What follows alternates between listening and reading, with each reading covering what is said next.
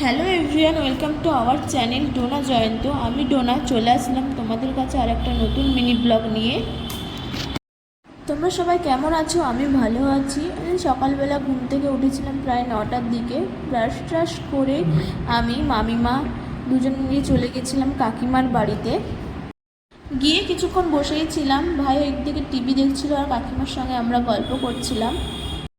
এসেই আমি মাটনটা রান্না করে নিয়েছিলাম, অন্যদিকে মা মুরগিটা রান্না করেছিল যেহেতু ভাইরা মাটন খায় না। এরপর চান টান করে বসেই ছিলাম।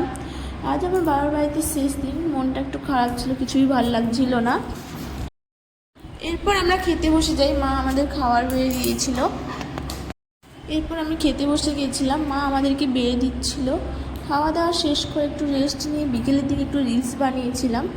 ভিডিওটা এই পর্যন্ত। যদি ভালো লাগে লাইক, কমেন্ট, শেয়ার এবং সাবস্ক্রাইব করবে। টাটা।